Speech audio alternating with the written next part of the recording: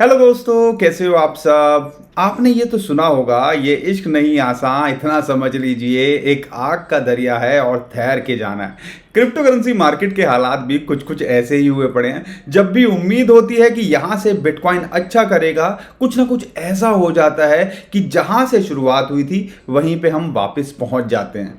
Bitcoin का price $20,000 को test कर रहा है और यहाँ पर क्या निकल के आया वो तो आपको बताएंगे ही। और आने वाले टाइम के अंदर बिटकॉइन के अंदर क्या हो सकता है, क्या हमें ऑल्ट कॉइन के अंदर एंट्री लेनी चाहिए, अगर नहीं लेनी चाहिए तो कब तक नहीं लेनी चाहिए, और अगर लेनी चाहिए तो किस लेवल पे बिटकॉइन या खासकर इथीरियम और दूसरे कॉइन्स की बात करें कहां पे हमें एंट्री लेनी चाहिए। सबसे बड़ा सवाल यही आपके मन में होगा और इसी सवाल का हम जवाब देने की यहां पे कोशिश करेंगे।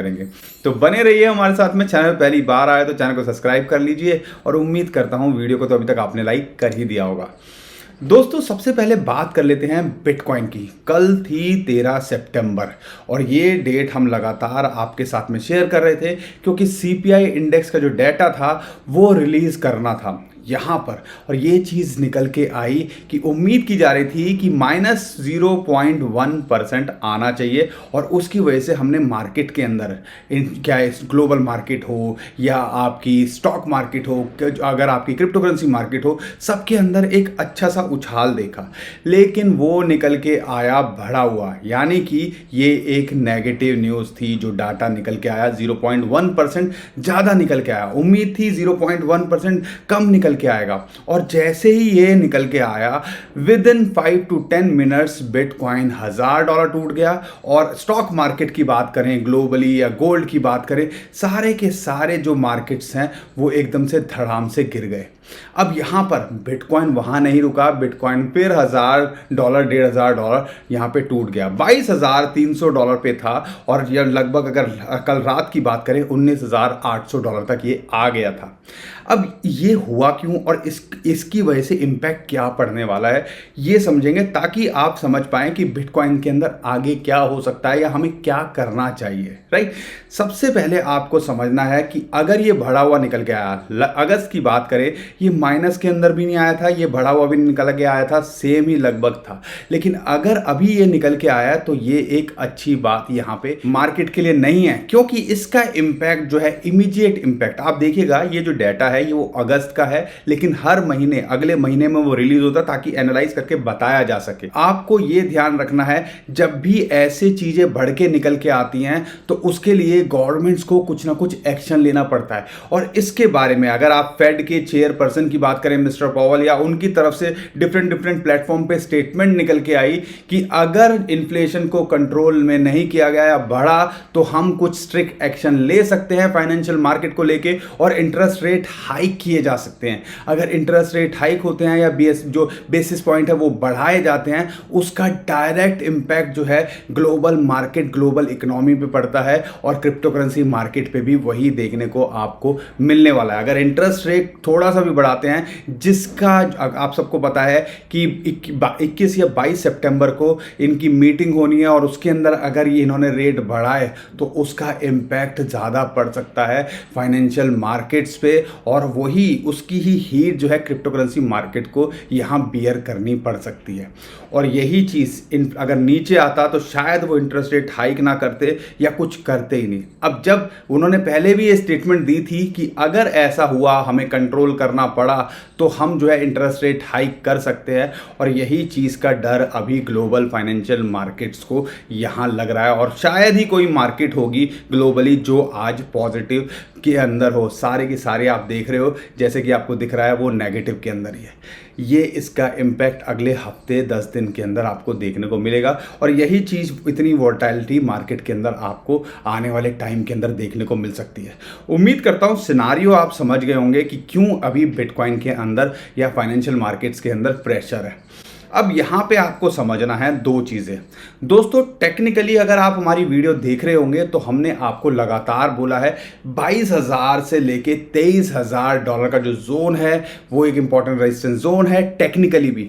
अब हम यहाँ पे अगर डाटा अगर अच्छा निकल के आता है या नेगेटिव के अंदर आता तो आप उम्मीद कर सकते थे कि भैया यहाँ से एक पुश मिल सकता है, ये जो बैरियर है इससे पुश मिल सकता है और एक नई उछाल क्रिप्टो करेंसी मार्केट ले सकती है, लेकिन ऐसा नहीं हुआ। आपने देखा कुछ धड़ाम से पूरी की पूरी मार्केट यहाँ पे गिर गई। अब यहाँ पे जो समझने वाली बात है टेक्निकली क्या है, आपका डेली कैंडल के अंदर देखते हो 50 हो 100 जो डेली मूविंग एवरेजेस हैं वो इसके लिए रेजिस्टेंस हैं। फिबोनाची की रेशियो भी इसके लिए रेजिस्टेंस थी उस जोन के अंदर। आपका 100 200 वीकली मूविंग एवरेज या 50 मंथली मूविंग एवरेज की बात करें, वो सारे रेजिस्टेंस निकल के आ रहे थे और यही चीज़ हम आपको बोल रहे थे इतना आसान नहीं होगा। वहाँ पे इसको एक रिजेक्शन देखने को मिली। अब यहाँ पे सपोर्ट की बात करें, 20,000 डॉलर एक इमीडिएट साइकोलॉजिकल सपोर्ट है। टेक्निकली यहाँ पे हमें सपोर्ट नहीं दिखती है, एक साइकोलॉजिकल सपोर्ट जरूर है कि 20,000 से नीचे नहीं जाना चाहिए। अगर सपोर्ट की बात करते हैं डे कैंडल के अंदर देखते हैं तो 21 और 9 जो डेली मूविंग एवरेजेस हैं वो एक इमीडिएट सपोर्ट यहाँ निकल के आ रही हैं, जो कि आती है लगभग 20,300 से 20,500 डॉलर के बीच में। और अगर यहाँ पे भी नहीं टिकता है तो आप समझिएगा कि हो सकता है जैसा पीछे हिस्ट्री के अंदर रहा है वो रिपीट हो सकता है। और बिटकॉइन की बात करें तो उसकी क्लोजिंग सितंबर के अंदर पिछले 5-6 साल से नेगेटिव हुई है। अगर वो भी कंसीडर करते हैं तो 18,500 डॉलर तक ये दोबारा जा सकता है या टेस्ट कर सकता है या वहां पे आपको देखने को मिल सकता है अगर ये 20,000 डॉलर पे सस्टेन नहीं करता है। आपको क्या करना चाहिए, अगर आपका विजन है 6 महीने से 1 साल का तो कोई भी टेंशन लेने की जरूरत नहीं है। आप 20,000 डॉलर के नीचे आए एंट्री यहाँ पे बनाइएगा। लेकिन अगर आप शॉर्ट टर्म में देख रहे हो तो आपको कम से कम 1 हफ्ते का वेट यहाँ जरूर करना चाहिए, हफ्ते 10 दिन का, क्योंकि जब 20-21 तारीख को कुछ निकल के आता है उसका क्या इंपैक्ट पड़ता है तो हो सकता है हमें कुछ डिस्काउंट में मिल जाए। ये लॉन्ग टर्म वाले भी ध्यान रख सकते हैं, लेकिन लॉन्ग टर्म वालों को 1,000-2,000 डॉलर से कोई खास फर्क नहीं पड़ने वाला है। इसलिए हम कहते हैं अगर आप देख रहे हो तो भैया शॉर्ट टर्म के अंदर अगर बेटर है आप शॉर्ट करने की गलती मत करो, क्योंकि यहाँ पे कई बार ऐसा होता है कि मार्केट एकदम से अप हो जाती है, ऑलरेडी नीचे आ चुका है।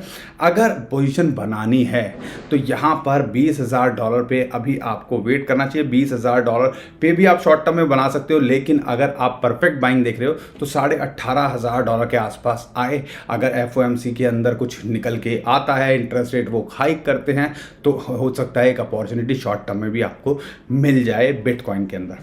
ये तो थी बिटकॉइन को लेके बात कि आपको रेजिस्टेंस कहाँ है, सपोर्ट कहाँ है। ये उम्मीद करता हूँ आपको सारी बातें समझ में आ गई होंगी।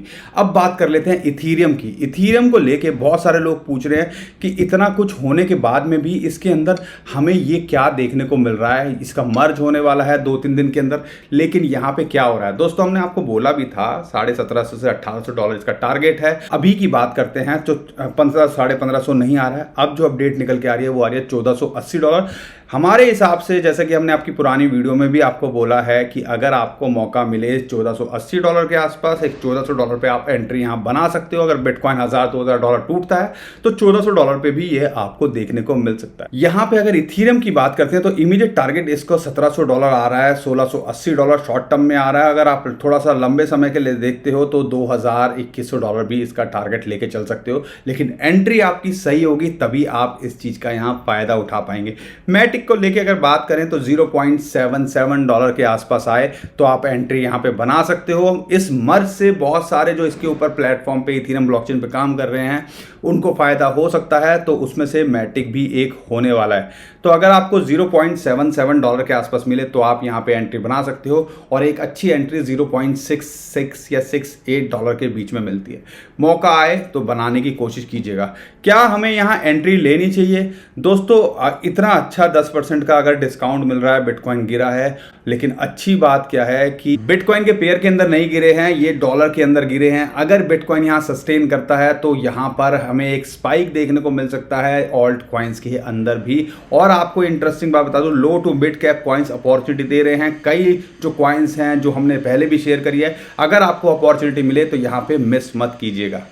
तो दोस्तों ओवरऑल सिचुएशन ये है कि अगर आप पेशेंस दिखा सकते हो, एक हफ्ता 10 दिन 21-22 तारीख तक आपको वेट करना चाहिए। इन शॉर्ट अगर मैं सार बताऊं, आप रिस्क नहीं लेना चाहते हो, टेंशन फ्री होकर करना चाहते हो, क्योंकि अगर आप देखते हो कि मुझे कोई फर्क नहीं पड़ रहा, $1000-2000 ऊपर नीचे हो जाए, तो यहाँ पर लॉन्ग टर्म के लिए देख रहे हो तो कोई फर्क नहीं है, अभी एंट्री ले सकते हो। लेकिन अगर आप देख रहे हो कि मैं इस चीज़ का भी फायदा उठा सकूं, तो 20, 21, 22, 30 जो ये 3-4 दिन है, इनके अंदर मार्केट बहुत वोलेटाइल हो सकती है, तो उस तक का आपको यहाँ वेट करना चाहिए और यहाँ पे फिर बाद में जाके आपको अपनी एंट्री और पोजीशन बनानी चाहिए, ऐसा हमें यहाँ पे लगता है।